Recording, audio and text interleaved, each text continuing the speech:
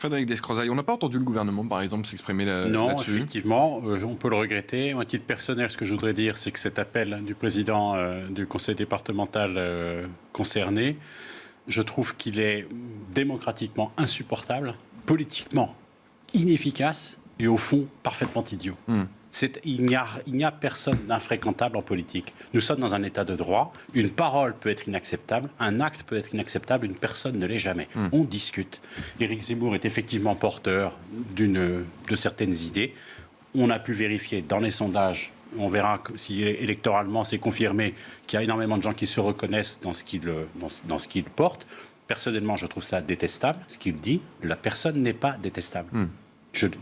Voilà, donc je trouve ça insupportable d'appeler à ce boycott. Encore une fois, c'est idiot.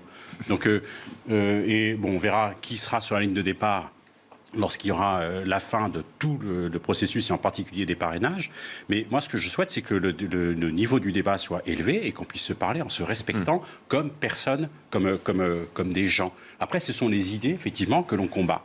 Juste un mot d'ailleurs à ce sujet, parce que ça fait 2 fois que vous dites que c'est très vertical, La République En Marche.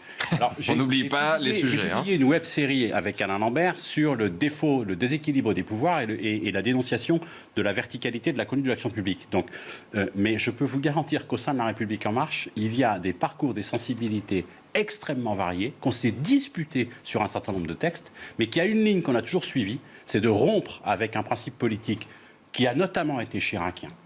En tout cas, français pendant des années, c'est celui selon lequel il n'est guère de problème qu'une absence de solution ne finisse par résoudre. C'est-à-dire que parfois on s'engueule et franchement le ton monte, mais à la fin on décide et on agit. Bon, je vous laisse la responsabilité de ce que vous dites de Jacques Chirac. Je pense que ça n'est pas correct de se souvenir de lui sous ces termes-là. C'est un grand président, merci de le reconnaître. Pour le reste, moi j'ai l'impression que vous ne convaincrez personne, que vous êtes d'accord sur des sujets aussi importants que la laïcité, la sécurité, etc. Vous avez une majorité qui s'est déchirée sur ces questions-là sur l'Assemblée nationale et en réalité, vous n'avez décidé rien du tout. Et c'est le problème du en même temps, c'est que sur ces sujets-là, vous ne pouvez pas faire une chose et en même temps faire le contraire. Ça veut dire que vous ne faites rien. Mais c'est la réalité. Je vais vous parler concrètement du projet de loi contre le séparatisme, où vous avez déclaré des centaines d'amendements irrecevables pour ne pas avoir à vous positionner dessus. Je vous invite à regarder ma web-série à propos des amendements irrecevables. Je la regarderai avec plaisir. C'est un autre sujet, c'est-à-dire que le phénomène d'inflation législative et de surproduction de normes, c'est quelque chose qui a été vrai. Et je le déplore, parce que nous n'avons pas su l'enrayer, mais ça fait des années que c'est comme ça en France, et c'est dramatique. C'est-à-dire que les textes qui nous parviennent rentrent trop dans le détail, dans un niveau réglementaire, sont beaucoup trop longs, beaucoup trop nombreux, et ils sont suramendés, parce qu'effectivement, en tant que député, nous ne contrôlons pas assez l'action publique, et donc en fait, on se réfugie dans le rôle de production législative. Mais tout ça, c'est une réalité bien plus profonde que celle d'une majorité ou d'un mandat. Maintenant, ce que vous avez dit, c'est pas vrai, c'est-à-dire qu'il y a du contenu, il y a des options.